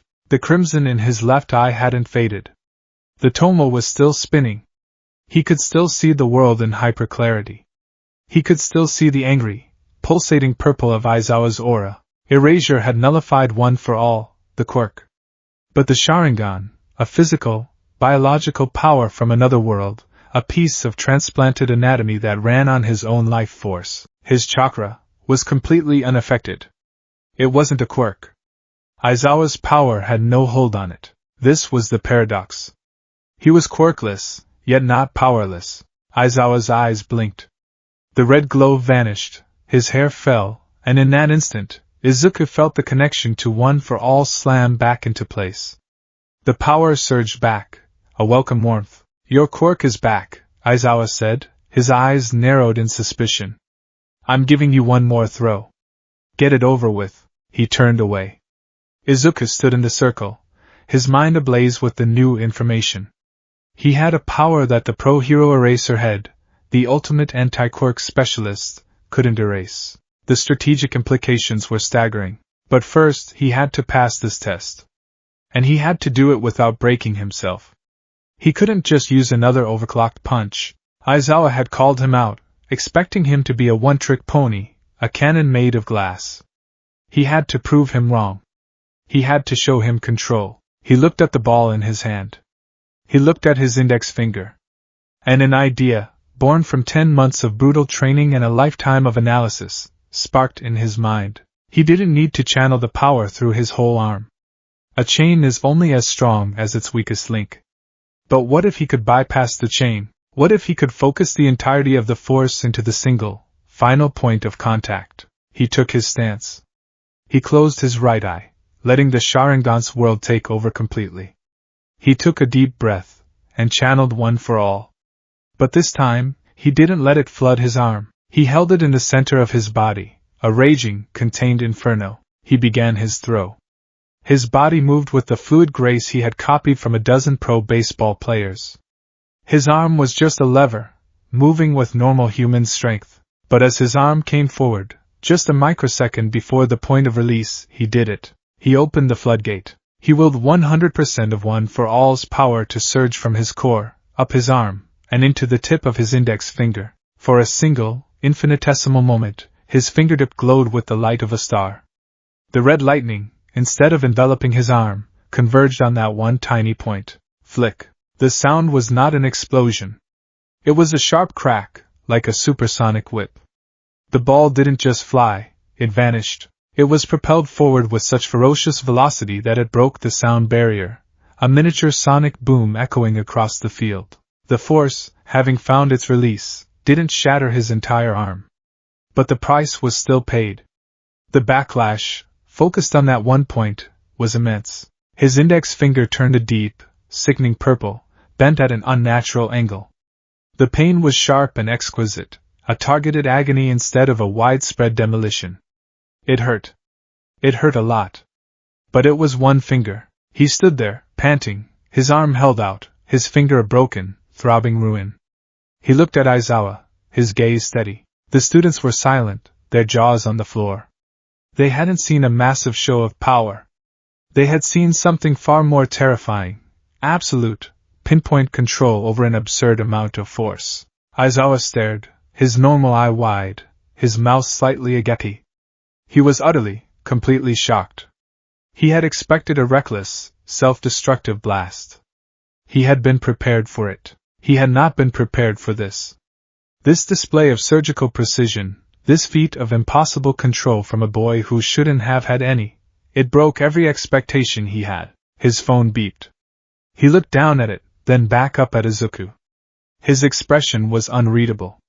705.3 meters, he said, his voice quiet. He had beaten Bakugo. By 1/10 of a meter. With one finger. Bakugo, who had been watching from the sidelines, was frozen.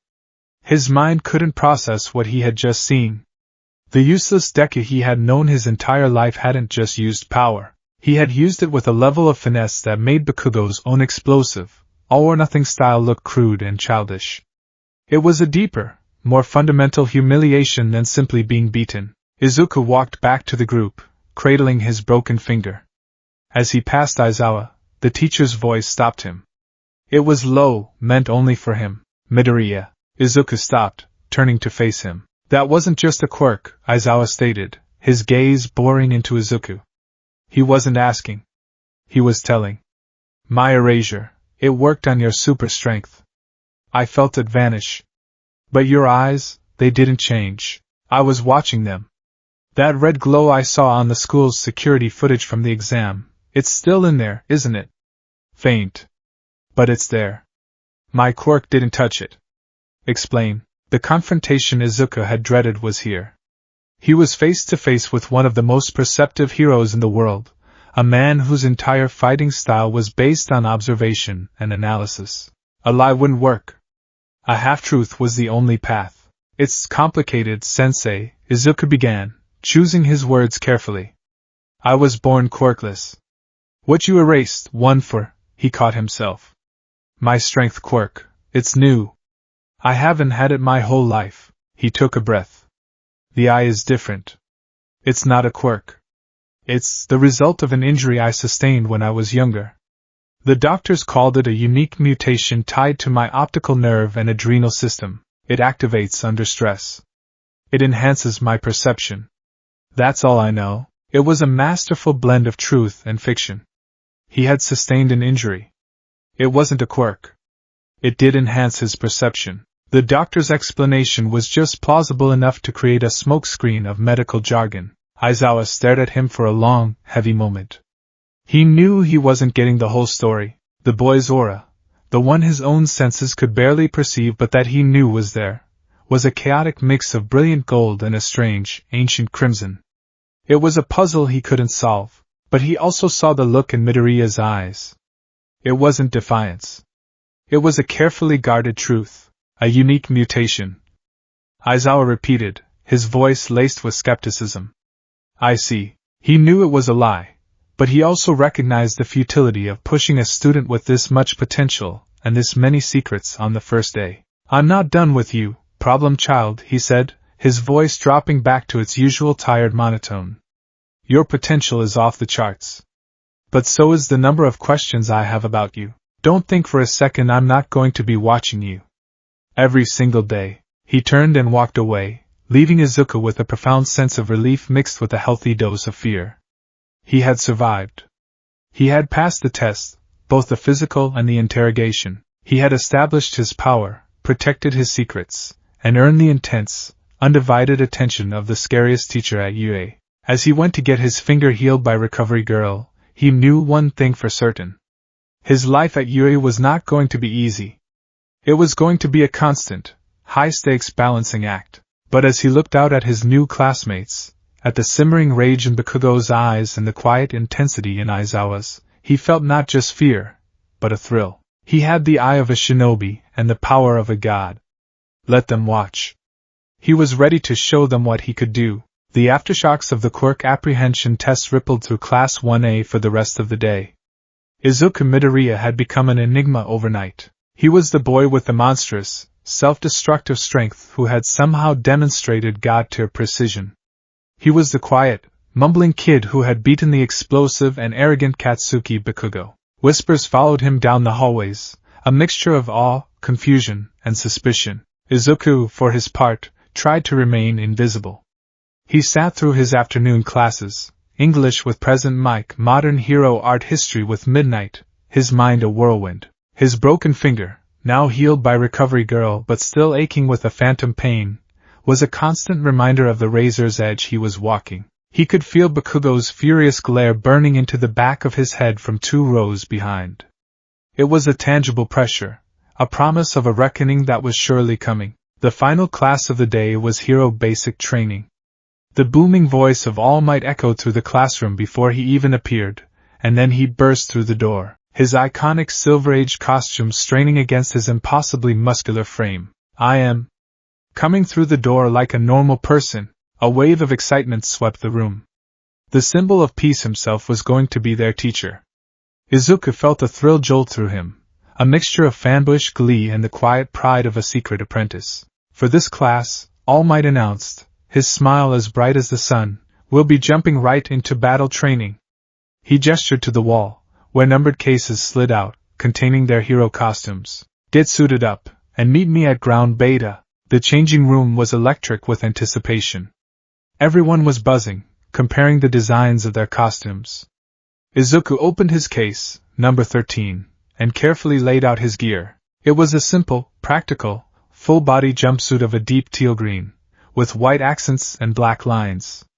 It was reinforced with durable but flexible material. A red utility belt, reminiscent of All Might's own, was stocked with basic first aid supplies. The most distinct feature was the headgear, a metal plate respirator that covered his lower face, and a hood with 2 long, ear-like protrusions, a clear homage to his idol's iconic hairstyle. It was designed by his mother, a slightly embarrassing but heartfelt gesture that he cherished. He had added one modification himself. The visor of the headgear was made of a polarized, one-way material. To others, it would look like a dark, reflective lens. For him, it would hide the telltale crimson glow of his Sharingan when he activated it. As he finished dressing, he caught his reflection. The costume felt right. It wasn't flashy or ostentatious. It was practical, analytical, and just a little bit nerdy. It was him. They gathered in the observation chamber of Ground Beta, a sprawling urban cityscape designed for combat simulations. All Might, beaming, explained the exercise, an indoor, 2-on-2 battle. One team would be the heroes, tasked with either capturing the villains or securing a mock nuclear weapon. The villains would win by either capturing the heroes or protecting the weapon until the time ran out. "This is a test of teamwork and strategy," All Might boomed. "A real hero has to be able to think on their feet in any situation." He held up a lottery box. "Now, let's decide the teams." Izuku's heart pounded as the lots were drawn. He was paired with the person he least expected, Achiko Uraraka, the bubbly, kind-hearted girl he'd saved. Team A. He felt a wave of relief. Her zero-gravity quirk was versatile, and she seemed easy to work with. Then, he saw the second pairing, and the relief curdled into cold dread. Team D, Katsuki Bakugo and Tenya Ida. And the final draw, the one that made the entire room fall silent. And the first teams to face off will be. All Might reached into 2 boxes. "These guys, Team A will be the heroes, and Team D will be the villains." The universe, it seemed, had a twisted sense of humor. A heavy silence descended. Everyone could feel the tension radiating off Bakugo. His rivalry with Izuku wasn't a secret. It was a palpable force of nature. This wasn't a training exercise anymore. It was a grudge match. Uraraka leaned over to him, her voice a worried whisper. "Wow, what are the odds? It's gonna be intense, huh?" Izuku nodded, his gaze fixed on Bakugo across the room. Bakugo wasn't looking at Ida, his partner. He wasn't looking at All Might. He was staring directly at Izuku, a murderous, predatory grin stretching across his face. His eyes weren't just angry, they were obsessive. "Don't worry," Izuku said, his voice surprisingly calm. He turned to Uraraka, giving her a reassuring smile. "We have a plan." He didn't, not yet, but projecting confidence was the first step. As they were led towards the designated building, All Might pulled Izuku aside for a moment, his voice a low rumble meant only for him. "Young Midoriya, I know there is history between you and young Bakugo. Remember what this exercise is about. It is not a fight. It is a test. Do not let your emotions override your strategy. Use your head as much as your fists." "Use that," he said, subtly tapping the side of his own eye. Izuku nodded. I understand, All Might. He and Uraraka were given 5 minutes to strategize before the infiltration began. Uraraka was visibly nervous, bouncing on the balls of her feet. So, what's the plan? Bakugo will probably come straight for you, right? And Ida-kun is super fast. They've got the bomb on the 5th floor. How do we get past them? Izuku pulled out a small, laminated floor plan of the building. He had requested it from the support course office the day before, a move of foresight that earned a surprised but impressed look from Uraraka. You're right, Izuku began, his muttering habit kicking in, but this time it was focused, analytical. Kaken is a personal grudge. He's not going to play the objective. He's going to hunt me. He'll abandon his post, leaving Ida to defend the weapon alone. That's our opening. He tapped the blueprint. Kaken's fighting style is all about overwhelming force and mobility in open spaces. But inside a building it's different. The hallways are narrow. His bigger explosions will be a liability, risking damage to the building and his own partner. He'll rely on smaller, precise blasts and close-quarters combat. He looked at Uraraka, his expression serious. This is going to be dangerous. I need you to trust me.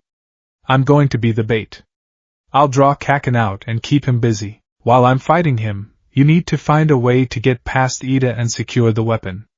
Your quirk is our win condition. It's stealthy and non-destructive. Uraraka's eyes widened. You're going to fight him alone? But he's Bakugo. He got first place in the combat exam. I'm not going to fight him, Izuku corrected, a strange, calm light in his eyes. I'm going to manage him. He pulled the respirator over his face and drew his hood up. The polarized visor slid down, obscuring his eyes. Let's go be heroes, the buzzer sounded. The infiltration began. They entered the building through a ground floor window, the interior dark and cavernous. The silence was unnerving. Every scrape of their shoes echoed in the concrete labyrinth. All right, Izuku whispered into the comms provided by All Might. Let's activate. He closed his eyes for a fraction of a second. Behind the visor, his left eye flared to life, the single tomo spinning lazily in a sea of crimson. The world through his visor sharpened into hyperfocus. The faint lines of dust on the floor, the subtle temperature shifts in the air, the distant hum of the building's ventilation system, all became clear data points. He could see Uraraka's aura, a warm, anxious pink. He focused, extending his senses, searching for the auras of their opponents. He found Ida's first, a steady, disciplined blue, 5 floors up, exactly where the bomb was. He was stationary, patrolling in a neat, predictable pattern. A perfect knight guarding his post. And then he found Bakugo's. It was a raging, uncontrolled inferno of orange and red, spitting sparks of pure fury. And it was moving. Fast. It wasn't patrolling. It wasn't guarding. It was sweeping the building from the top down, a predator searching for its prey. He's coming, Izuku whispered. 3rd floor and descending. Just like we predicted. Uraraka-san now. Find a different route to the 5th floor. Stay quiet. Avoid him at all costs. Right. Be careful, Deku-kun. She whispered back, and with a determined nod she touched her shoes, making herself lighter, and scurried off down a different hallway, her footsteps nearly silent. Izuku stood alone in the dark corridor, his breathing calm and even. He was the cheese in the mousetrap.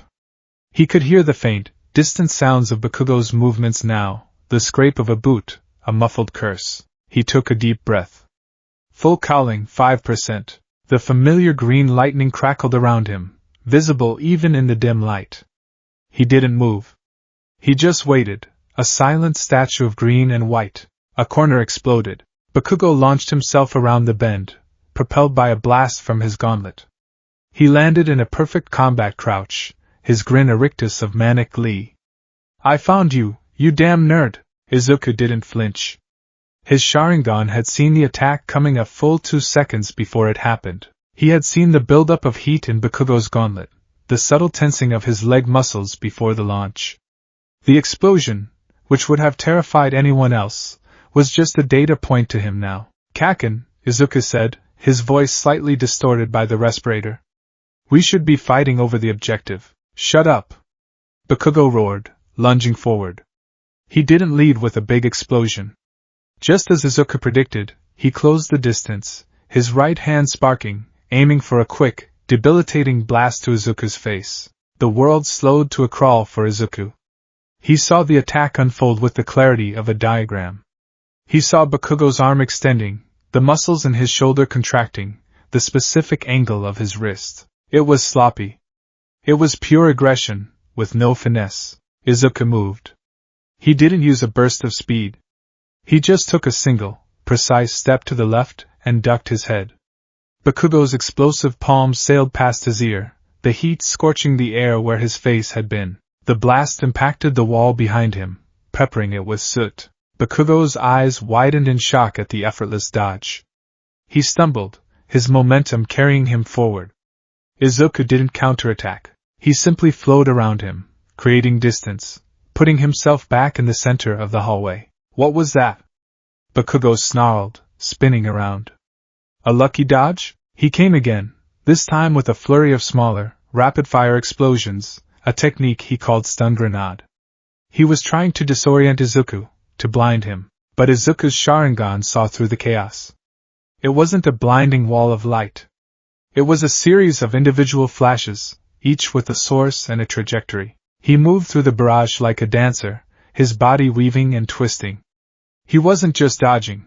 His feet were moving in a familiar pattern. He was using Bakugo's own evasive footwork, the same side steps and weight shifts he'd seen Bakugo use 1,000 times in schoolyard scuffles, now perfected and amplified by full cowling. To Bakugo, it was like fighting a ghost.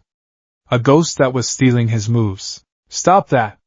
Stop dodging and fight me! Bakugo screamed, his frustration mounting. This wasn't the Deku he knew. The Deku he knew would be cowering, or would have tried a desperate, clumsy punch by now. This Deku was calm, analytical, and utterly untouchable. He was being played with. I am fighting you, Kaken, Izuku's voice echoed from the respirator. This is my fight. This pushed Bakugo over the edge. You think you're better than me now? With your stolen quirk? He raised his gauntlet, his thumb hovering over a pin. You know what these are, Deku? They store my sweat, my nitroglycerin. And this pin here. All Might's voice crackled in their earpieces. Young Bakugo, stop. Are you trying to kill him? He won't die if he dodges. Bakugo screamed back, and pulled the pin. Izuku's Sharingan went into overdrive. He saw the mechanism in the gauntlet activate. He saw the immense, terrifying build-up of thermal energy. This was not a small blast. This was a howitzer. This was the attack that had leveled part of a building in their middle school training. Analysis. Blast radius will encompass the entire hallway. Evasion by conventional means is impossible. Objective, survive. He had a split second. He couldn't outrun it. He couldn't block it. But his eye saw a solution. A few feet to his left was a section of wall that had been structurally weakened, likely from a previous training exercise. The concrete was fractured. He poured more power into his legs, overclocking them to 8%. Just as the jet of explosive fire erupted from Bakugo's gauntlet, Izuku didn't run away from the blast. He ran towards the wall. He slammed into it, and at the same moment, the entire hallway was consumed by a deafening, apocalyptic explosion. The building shook to its foundations. Smoke and dust filled the air, thick and choking. In the observation room, the other students screamed. He's dead! Mineta cried. All Might stared at the monitor, his knuckles white, his mind reeling. Had he made a terrible mistake? The smoke slowly began to clear. Bakugo stood panting, his gauntlets smoking, a manic, triumphant look on his face. He had done it. He had finally landed a hit on the damn nerd. But as the dust settled, he saw that the section of wall to the left was gone. There was a gaping hole leading into an adjacent room. And standing in that room, covered in dust but otherwise unharmed, was Izuku. He had used the force of the explosion to help him punch through the weakened wall, escaping the blast radius by a fraction of a second. That was a mistake, Kaken, Izuku said, his voice cold. The polarized visor of his mask was cracked from the heat, and a spiderweb of fractures spread across the lens. You could have hurt Uraraka-san. You could have damaged the weapon. Bakugo stared, his mind refusing to accept what he was seeing. He had unleashed one of his ultimate moves, and Deku had used it to his advantage. The rage in Bakugo's chest was so immense it felt like it would choke him. It was no longer just anger. It was a deep, primal, foundational confusion. The world no longer made sense. "I'm going to kill you," Bakugo whispered, his voice trembling with a new, terrifying intensity. He rocketed forward, using his explosions now for pure speed. He was done with big blasts. This was going to be hand-to-hand. As he closed the distance, Izuku braced himself. This was the final phase of his plan. He had analyzed, he had dodged, he had survived. Now, it was time to counter. Bakugo threw a massive right hook, the same one he always favored. Izuku's Sharingan dissected it, broke it down into its component parts. He didn't dodge this time. He moved in. He parried the punch with his left forearm, the force of it jarring him but not breaking his stance. And in the same fluid motion, he brought up his right arm. But it wasn't a punch. His arm was encased in the capture weapon All Might had given him for the exercise. He had spent a sleepless night before the test, watching videos of Eraserhead in action. He had copied the way Aizawa held his weapon, the way he threw it, the way he used his opponent's momentum against them. Izuku wasn't as skilled as Aizawa. But his Sharingan gave him the blueprint, and One for All gave him the speed to execute it. He flicked his wrist. The capture weapon shot out, wrapping around Bakugo's extended arm. Bakugo, surprised, tried to pull back, but Izuku was already moving. He pivoted, using Bakugo's own forward momentum, and threw him over his shoulder in a perfect judo throw, a move he had copied from a video of Gunhead's martial arts. Bakugo slammed into the ground, the air forced from his lungs. He was stunned, disoriented. Before he could recover, Izuku was on him. He didn't hit him. He just used the capture weapon to bind Bakugo's arms to his torso, cinching it tight. It was over. In a few seconds of precise, copied movements, he had completely neutralized the most aggressive student in their class. Bakugo Katsuki, villain, is captured, Izuku said into his comms, his voice steady, though his heart was hammering. He looked down at Bakugo, who was staring up at him with wide, uncomprehending eyes. The manic rage was gone, replaced by a look of utter, soul-crushing defeat. It was the look of a prodigy who had just discovered he was no longer the main character of his own story. "Now for Phase 2, Izuku muttered. He looked up towards the ceiling. "Uraraka-san, are you in position?" A moment of silence, then her voice came through, strained. "Almost. Ida-kun is. He's really thorough. He cleaned the whole room, so there's nothing for me to hide behind." On the 5th floor, Ida was standing perfectly still in the center of a pristine room, the nuclear weapon behind him. "Aha, hero! I knew you would come!" He boomed at the empty doorway. "Your comrade has been defeated, no doubt. Surrender now and face justice." Izuku smiled beneath his mask. "He's monologuing. Perfect."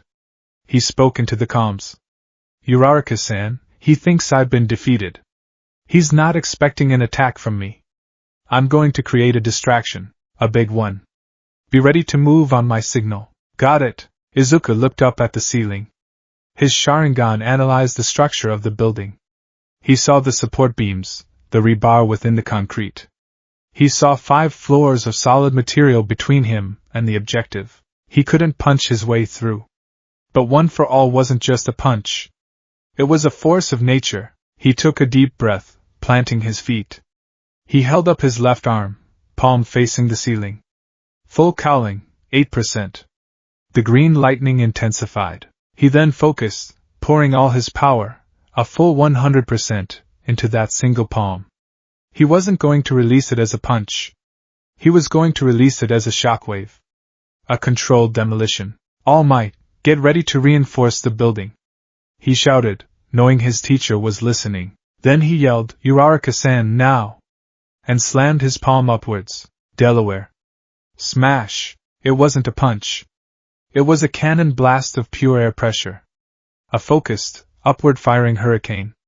The floor beneath him cracked, but his arm, held straight and braced, didn't shatter. The shockwave roared upwards, a visible distortion in the air.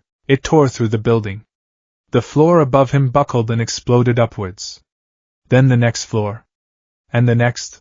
A column of devastation ripped through the center of the building, the shockwave creating a massive, gaping hole that went straight up through all 5 floors. In the bomb room, Ida was in the middle of a triumphant speech about villainous strategy when the floor in front of him simply ceased to exist.